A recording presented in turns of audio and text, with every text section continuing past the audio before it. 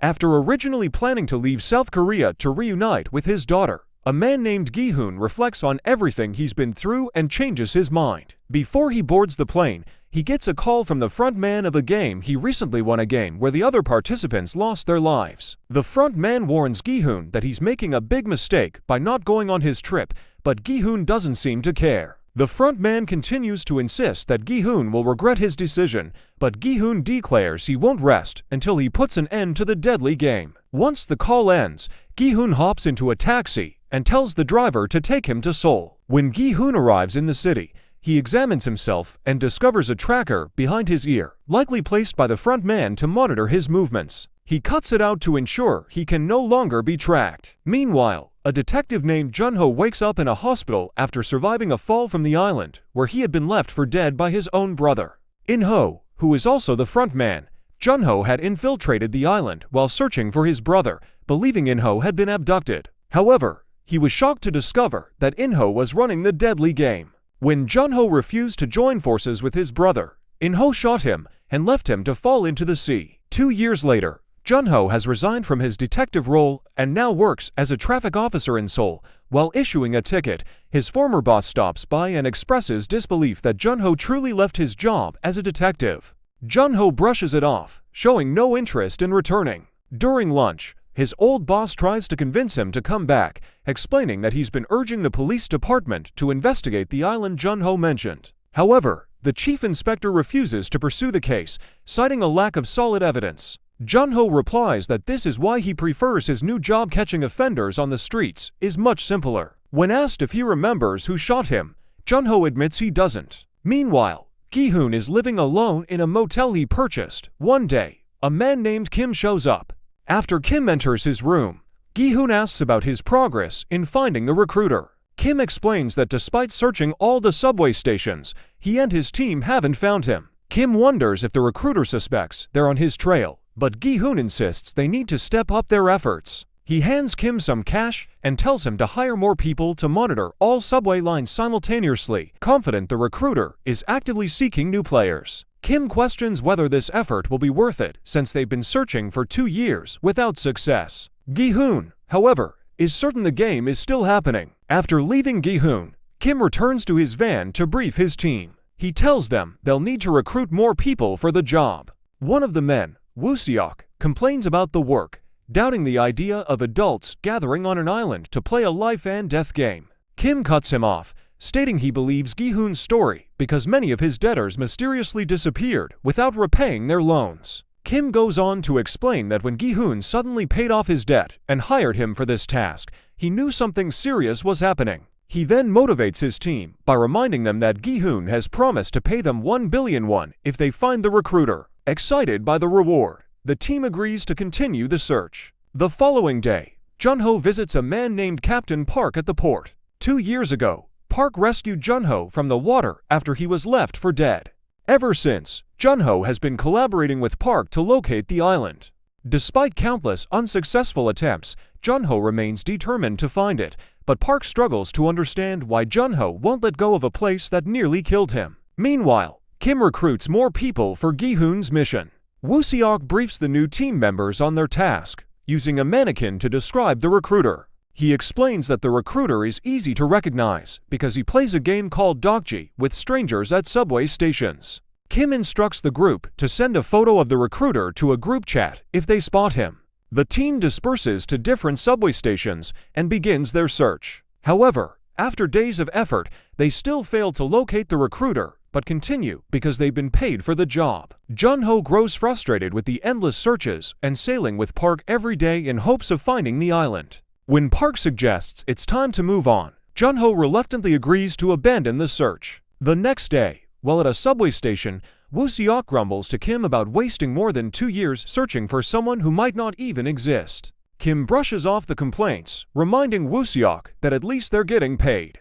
Just as Woo-seok continues to vent, they hear the distinct sound of someone playing Dokji. To their surprise, they spot the recruiter playing the game with the stranger, slapping him whenever he loses. Kim immediately calls Gi-hoon to inform him about the sighting.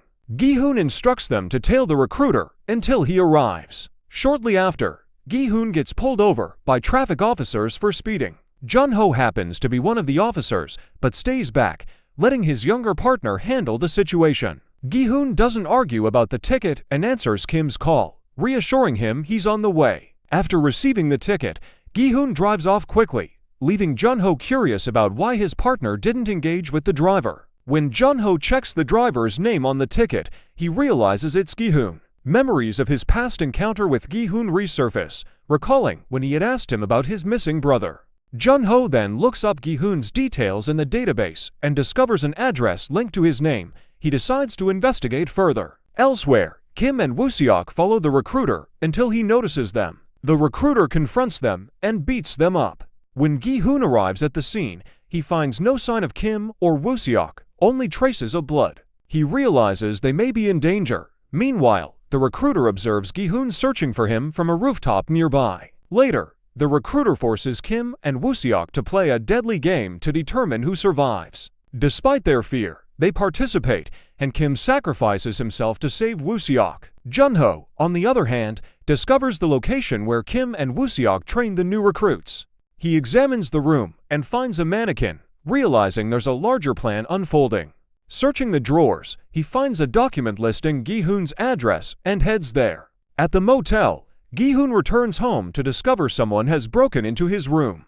To his shock, the recruiter is waiting for him. The recruiter chastises Gi-hoon for turning back from the airport. Gi-hoon shows no regret and demands to meet the person orchestrating the invitations. The recruiter offers to deliver the message, but Gi-hoon refuses. When Gi-hoon accuses the recruiter of being evil, the recruiter doesn't deny it. The recruiter then loads a single bullet into his gun and challenges Gi-hoon to take turns pulling the trigger. After 4 rounds, both men remain unharmed. The recruiter provocatively tells Gi-hoon to fire twice, claiming the key to meeting his boss is in his pocket. He adds that making this move would be Gi-hoon's smartest choice yet. Despite this, Gi-hoon stays committed to the game and fires more blanks. The recruiter is visibly shaken, knowing the last shot will end his life. Gi-hoon taunts him, saying he could end it if he wanted to. Unexpectedly, the recruiter chooses to take his own life instead. Jun-ho hears the gunshot as he arrives at the motel and rushes in to investigate. After checking a few rooms, he finds Woo-seok tied to a bed, terrified.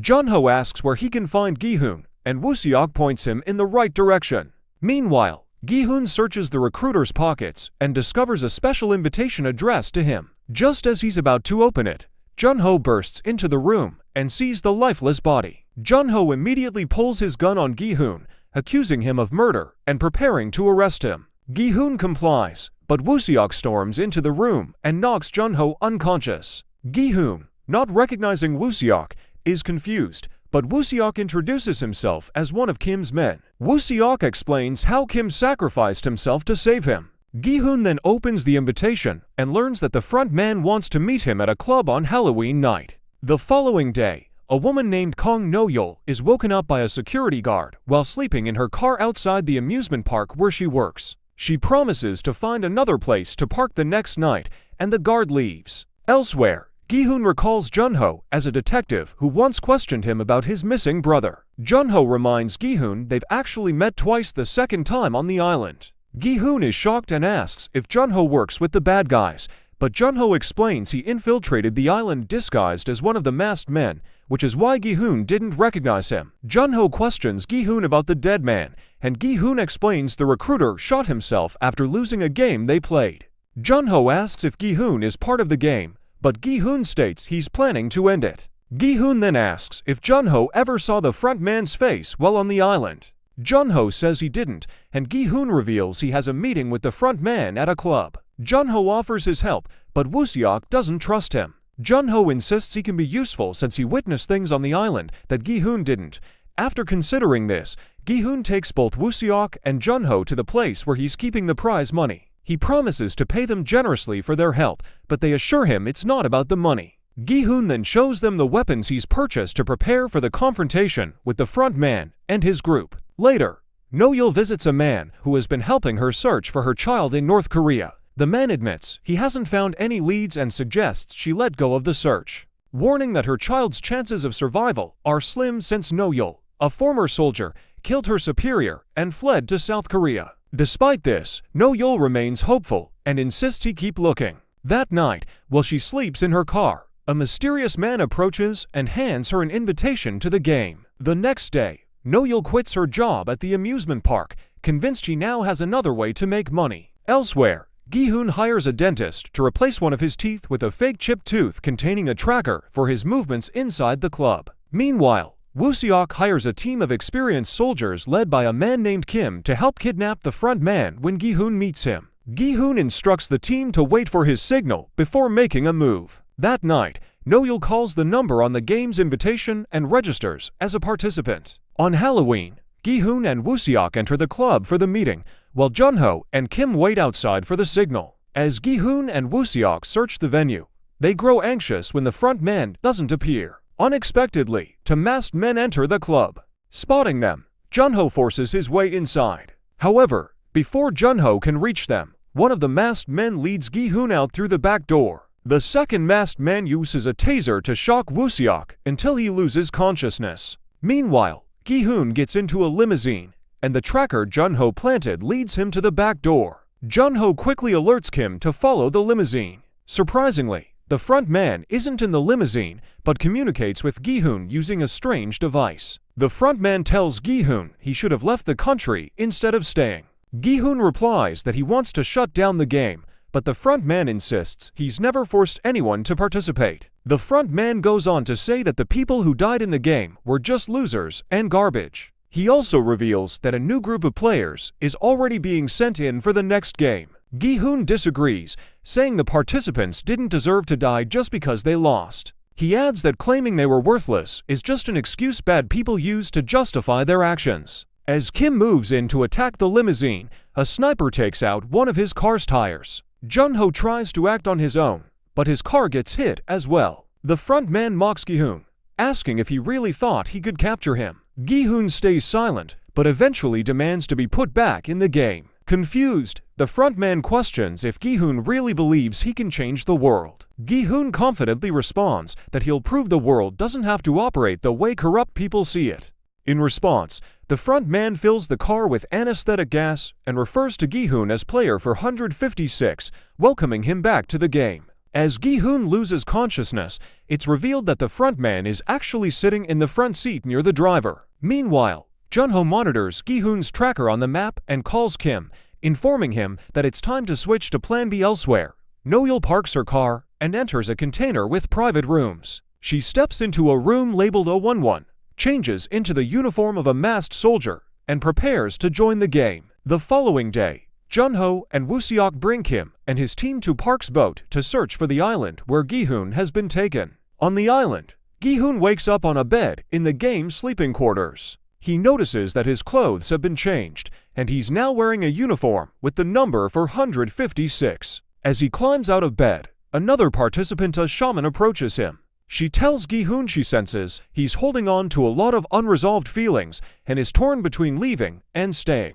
Gi-hoon, confused, listens as she declares that his presence in the game is his destiny. She explains that although he thinks he's there by choice, vengeful spirits hovering around him have drawn him into the game. The shaman offers to perform a ritual for him once they're out of the game to cleanse him of his bad karma.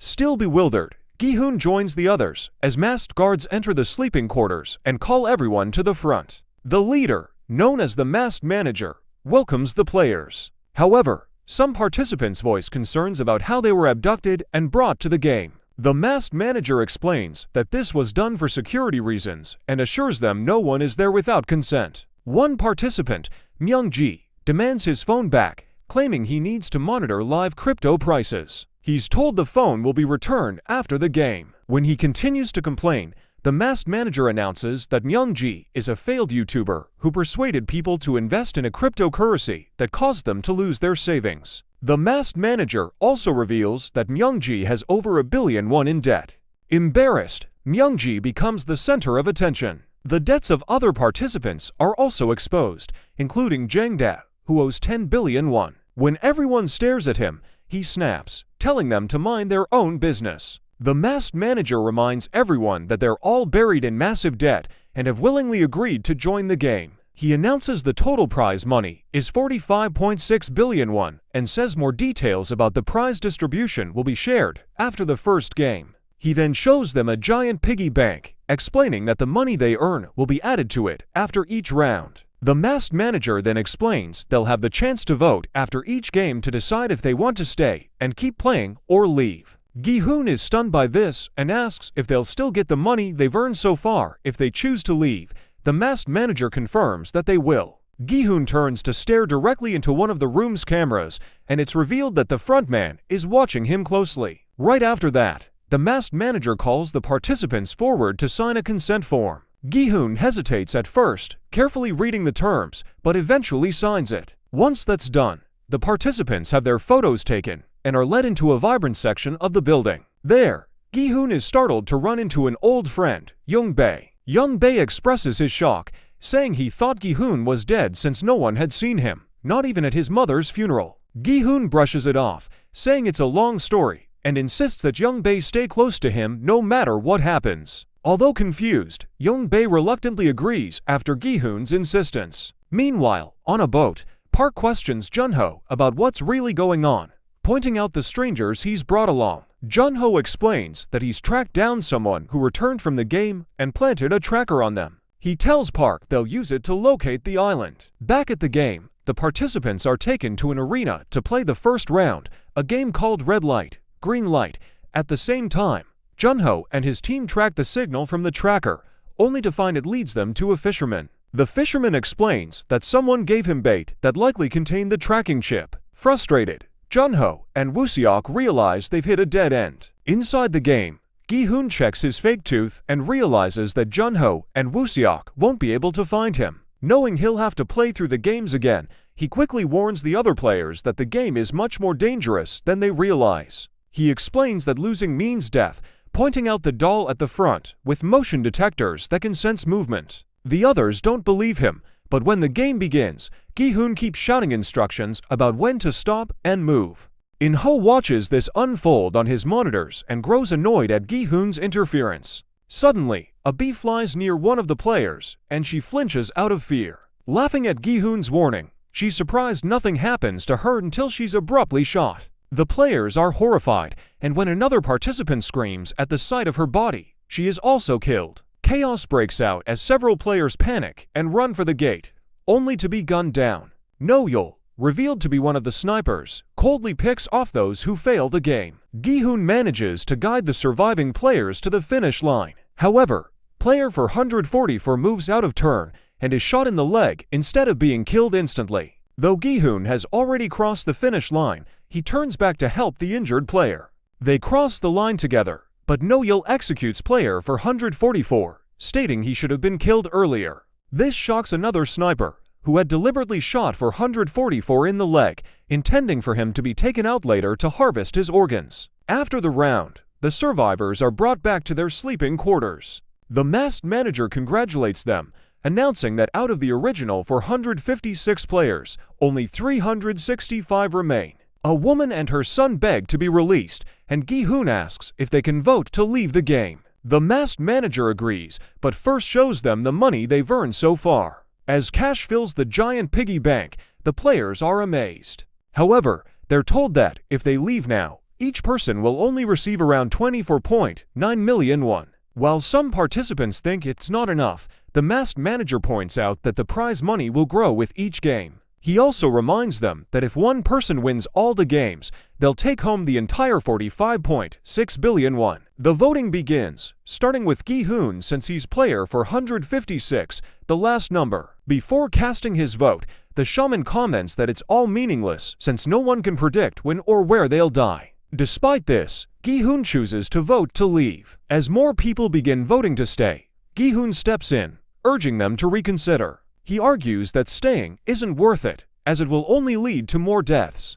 Jang-dae, however, dismisses his concerns, accusing Gi-hoon of scaring people into their deaths during the first game with his frantic commands. Young-bae jumps to defend his friend, and a few others back Gi-hoon as well. During the heated debate, Gi-hoon reveals he knows how the games work because he's played them before. This revelation shocks the group. Gi-hoon warns them that continuing the games will result in massive casualties, just like before. One player asks if he was the sole survivor, and Gi-hoon confirms, explaining that everyone else was killed while he made it out alive. Jang-dae challenges him, questioning why he would return after winning 45.6 billion won. Before Gi-hoon can answer, Thanos interrupts, saying it's great to have a past winner in their group since Gi-hoon can guide them to victory. Some participants agree, but Gi-hoon insists that the games are deadly, urging them to vote to leave. At that moment, one of the masked workers warns Gi-hoon to stop interfering or face the consequences. Voting resumes, and the tally ends in a tie,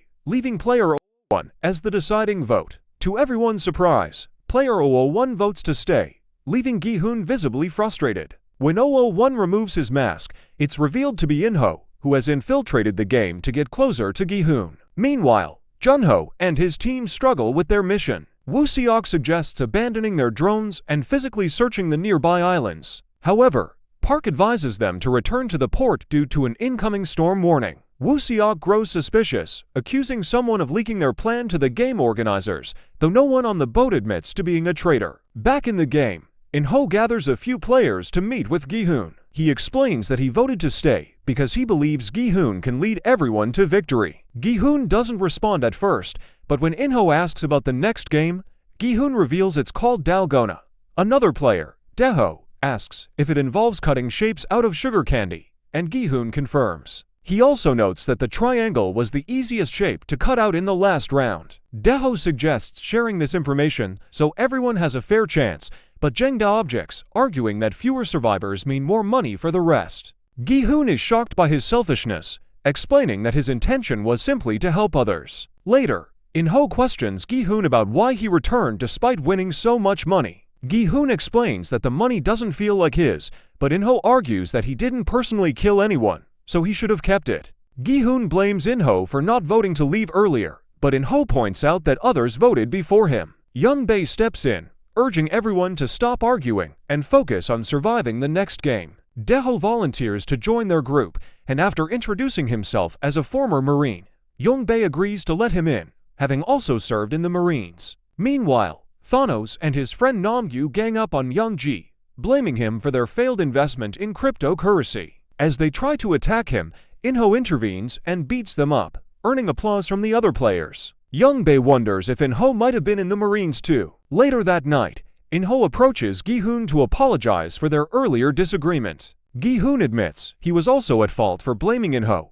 In-ho then lies, claiming he needs the prize money to pay for his wife's medical bills since he's unemployed. Feeling sympathetic, Gi-hoon begins to trust him. In-ho uses this to his advantage, making Gi-hoon believe that his decision to stay was motivated by love for his wife. Elsewhere, masked workers report that the organs they harvested from the bodies are no longer usable. Knowing that Soldier 011 sabotaged their efforts earlier that day, the group contacts the masked officer to report her. A short while later, he calls for No-yeol. When she finally meets him, it becomes clear they already know each other, and he was the one who personally invited her to join the game.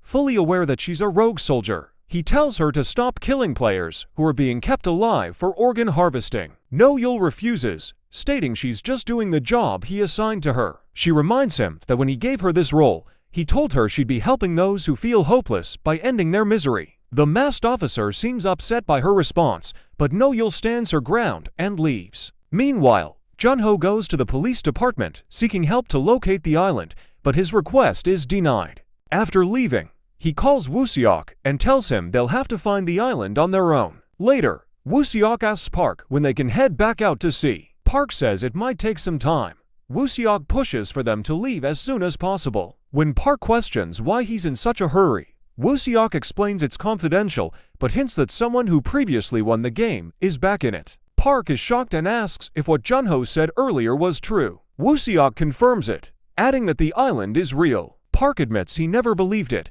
but continued helping Jun-ho because Jun-ho saved his life after he was thrown off the island. Elsewhere, Gi-hoon has a nightmare where the Dalgona shapes he's supposed to carve out seem impossible. When he wakes up, all the players are summoned to the arena for the next game. Upon entering, they realize it won't be the Dalgona game. Some players seem disappointed because Gi-hoon had raised their hopes that it would be easy. Gi-hoon apologizes to In-ho, who reassures him that he still trusts him. The players are then instructed to form teams of 5. Gi-hoon teams up with In-ho, Young-bae, and Dae-ho, and they agree to let a pregnant woman named Jun-hee join them as their 5th member. The players are asked to select a representative for each of the 5 games. The first group starts the challenge, but fails to complete it within the time limit, leading to their deaths. One player survives, but when two masked soldiers place him in a coffin, No-yeol orders them to open it. She kills the man herself, shocking the soldiers and the masked officer watching from the control room. The game continues with the next group, who successfully complete their tasks just in time. Gi-hoon's team is among the last to play. Jun-hee, Young-bae, and Dae-ho perform well, completing their parts quickly. However, In-ho struggles, wasting time by doubling back during his task. Eventually, he finishes, leaving Gi-hoon with the final challenge, kicking an object into the air 5 times in a row. Gi-hoon stumbles after the 4th kick, but In-ho helps by pushing his leg forward, allowing him to succeed. Back in the dorm, In-ho apologizes for almost messing things up, but the team reassures him it wasn't a problem since they made it through. Gi-hoon thanks In-ho for his help during the last kick, but In-ho brushes it off as no big deal. The group then decides to introduce themselves. In-ho lies and says his name is Young-il, which coincidentally translates to 001. Soon after, masked guards enter the dorm,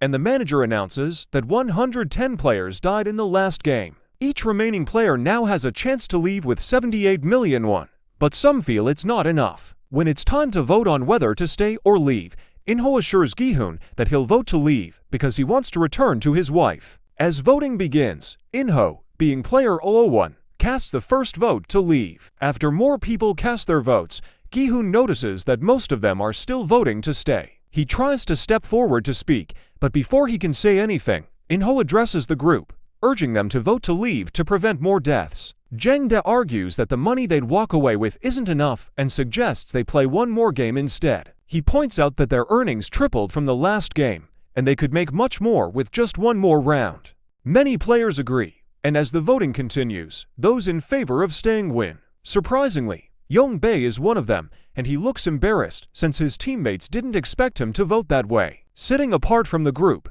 Dae-ho eventually calls Young-bae over to join them. Apologizing for his decision, Young-bae explains that he voted to stay because he liked how well they worked together in the last game and believes they can do it again. In-ho criticizes his choice, but Young-bae says it wouldn't have mattered since the majority still voted to stay. Gi-hoon warns them that the next game might involve killing each other, but In-ho tries to stay optimistic. Elsewhere, Thanos and Namgyu gang up on Young-ji again, mocking him for voting to leave. They warn him not to make the same mistake next time because he needs to win enough money to pay them back. Meanwhile, No-yeol is attacked in her room by two masked guards who are angry about her sabotaging their efforts to harvest viable organs. She fights back, but they overpower her, and one of them slashes her face. He threatens her, warning that she face worse consequences if she interferes with their operations again. Later that night, Gi-hoon suggests moving their beds to the floor so they can be ready in case of an attack. In-ho thinks he's being paranoid,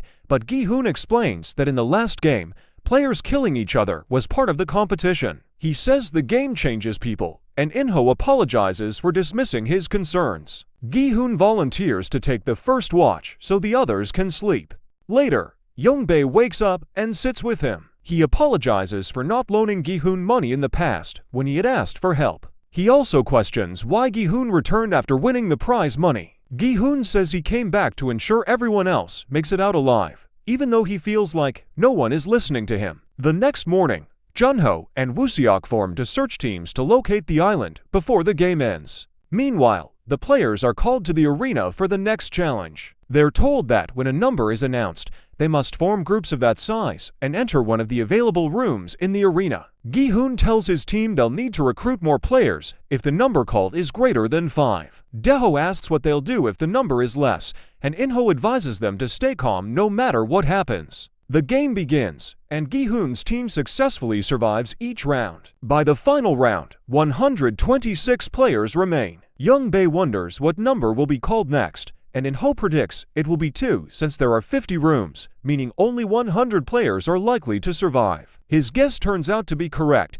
and the players are instructed to pair up. Young-bae partners with In-ho, while Gi-hoon teams up with someone else. As they enter a room, In-ho shoves someone aside so Young-bae can go in with him. Inside, they find another player already there. In-ho orders the man to leave, but when he refuses, In-ho shockingly strangles him to death. Young-bae is shocked but stays silent. After the game ends, the remaining players head back to the dorm. On the way, Gi-hoon suggests they count the number of players who voted to stay earlier to figure out if they can win the next vote. In-ho comments that they'll just have to hope more people died, and Young-bae gives him a curious look. Shortly after, Young-bae does a head count and reports that there are still 56 players who voted to stay. Gi-hoon realizes they need more people to join their side. He suggests trying to convince some of them to switch sides, but In-ho warns it's risky since the opposing group won't just sit back and let them take their members. Gi-hoon asks if In-ho really wants to sit and hope people change their minds on their own.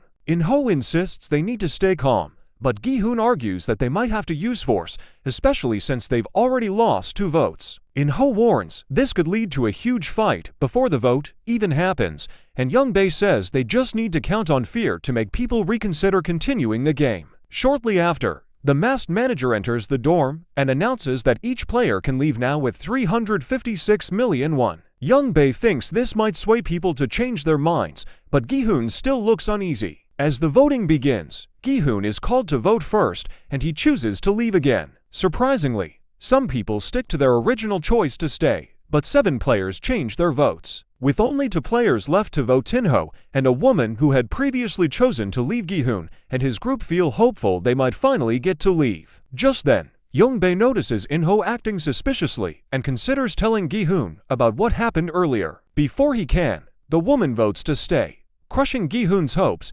Now it's up to In-ho to break the tie. Gi-hoon asks Young-bae what he was about to say, but before he can respond, In-ho hesitates and then votes to leave, evening the vote count. Young-bae decides not to tell Gi-hoon about the person In-ho killed, thinking the game must have changed him. With the vote tied, the players are told they'll vote again in the morning after some time to think things over. Meanwhile, Jun-ho and his team are using drones to search for the island. Park mispronounces the drone's name, and Woo-seok helps him say it correctly. After some time, Jun-ho discovers an underground bunker on one of the islands, suspecting it could be where the games are happening. He leads a team to investigate. Unfortunately, when one of the men tries to open the bunker door, a bomb explodes. It was booby-trapped by the game's organizers, who knew they were coming. After burying their fallen teammate, Park suggests returning to the port, but Kim insists they must focus on finding the island before it's too late. Woo-seok expresses disbelief that the organizers set traps, and Jun-ho says they'll need to switch to a different radio frequency and ban cell phones on the mission. He tells Park to relay these orders to the second team. Back at the dorm,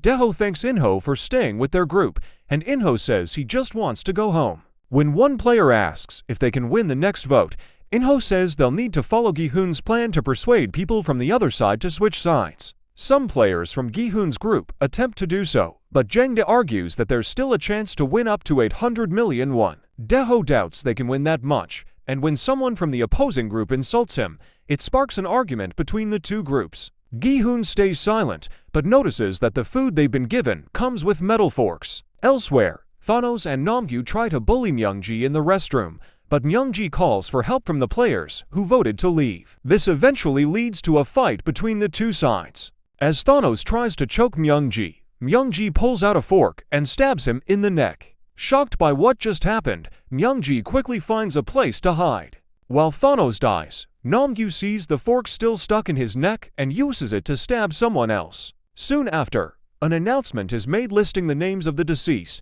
and additional money is added to the prize pool. Everyone is stunned by this development. As they try to figure out what's going on, the people who had gone to the bathroom return to the dormitory. Namgyu immediately tells the group that chose to stay that members from the other side started a fight, resulting in several deaths. Someone from the opposing side denies this claim, but both groups realize 5 people have died. They decide to do a head count to see which side has more members remaining. After the count, Gi-hoon's group comes out ahead. While the group celebrates quietly, Gi-hoon doesn't say anything. Meanwhile, the drone pilot gets seasick and steps out of his cabin to vomit. He notices Park fiddling with his drone in the storage room. When he confronts Park about it, Park doesn't give him a straight answer. The pilot starts to suspect sabotage, but before he can report it to anyone, Park shoves him into the ocean. Woo-seok hears the commotion and steps outside to investigate, but Park brushes it off, claiming it was just the sound of waves hitting the boat. Park advises Woo-seok to go back to bed, and even though Woo-seok is skeptical, he returns to his cabin. Back at the dorm, Gi-hoon tells his team he believes the opposing side might attack them once the lights go out in an attempt to gain the majority for the next vote. In-ho suggests they strike first, and some members agree, but Gi-hoon insists that they shouldn't kill each other. He argues their real focus should be on the game organizers, who are watching everything from their control rooms. Gi-hoon adds that if they can capture the front man, they'll win the game and secure their freedom. In-ho is surprised by this idea, but asks how Gi-hoon plans to take on the organizers. Gi-hoon assures him they'll have their chance when the fighting starts later that night. Young-bae worries that their side will be outnumbered if they don't join the fight, but Gi-hoon points out that more lives will be lost if they don't hide under the beds and wait it out. In-ho questions whether Gi-hoon is willing to sacrifice some people for the greater good. Gi-hoon explains that the sacrifice would be even greater if they don't act quickly. Despite his reservations, In-ho agrees to cooperate. When the lights go out, Gi-hoon and a small group hide under their beds as Thanos and his group begin attacking. After a significant number of players are killed, the masked manager sends in soldiers to stop the chaos. While the soldiers scan the bodies, Gi-hoon and his group pretend to be dead. Just as the soldiers approach to scan them, Gi-hoon's group ambushes the soldiers, taking their guns. They manage to kill several soldiers while the others retreat under orders from the masked manager. One of the soldiers is captured before he can escape and is held in the dorm. Gi-hoon tells the remaining players that they're heading to the headquarters to confront the organizers who brought them into the game. He asks anyone with shooting experience to step forward and arm themselves with the guns they've taken. A few players volunteer, and the group prepares to leave. Using the captured masked soldier as a guide, Gi-hoon leads the group out of the dorm. Before they get far, they're ambushed by more masked men, but they manage to fend them off. Gi-hoon then questions the captured soldier about where the organizers are. The soldier points them to a door leading to the control room and explains that they'll need his mask to pass security. As they prepare to move forward, the captured soldier spots In-ho and recognizes him as his superior. Before he can say anything, he's shot by another masked soldier, revealing that even more reinforcements have arrived to stop them. Gi-hoon realizes he needs to find the control room immediately, and In-ho asks to go with him. Gi-hoon decides to take Young-bae with him, and they use a mask to get past the door. They're attacked by masked men, but manage to kill a few. With more soldiers released, Gi-hoon and Young-bae call In-ho for backup. He sends two others to help, while Young-bae tells Dae-ho to head back to the dorm to get bullets from the dead soldiers. Dae-ho hesitates but agrees. In-ho eventually reaches Gi-hoon and Young-bae. He asks if they've found the control room, but Gi-hoon says the masked men have blocked their way. In-ho, having studied the building layout, is confident they can find another route. Gi-hoon hands him his spare bullets, telling him not to worry because Dae-ho will bring more. In-ho, with two players, heads off to find another path. As he notices a camera, the masked officer spots him too. Meanwhile, Dae-ho gets the bullets, but is scared by the gunfire and returns to the dorm after throwing his radio on the floor. The other players in the gunfight surrender when they run out of bullets but are shot by the masked soldiers. On his way to the control room, In-ho kills the two players and fakes his death to Gi-hoon, who believes him. In-ho then contacts the masked officer, signaling the end of the chaos. Gi-hoon and Young-bae continue fighting the masked soldiers until they run out of bullets and surrender. Surprisingly, the front man appears, asking if Gi-hoon enjoyed playing the hero. Gi-hoon stays silent as the front man points a gun at him, then shoots Young-bae in front of him. Devastated, Gi-hoon tries to attack, but is held down by the masked soldiers. As he struggles, he cries while watching Young-bae's body being scanned to confirm his death. While waiting for Season 3, let's reflect. Even though Gi-hoon had the chance to walk away with his winnings, he chose to return. He wanted justice for the people who died, hoping to warn new players about the game's dangers. However, many didn't care and risked their lives for money. With few supporting him, Gi-hoon failed and lost his friend in the process. So, was Gi-hoon right to go back into the game? Or should he have given up when he saw how greedy some players were?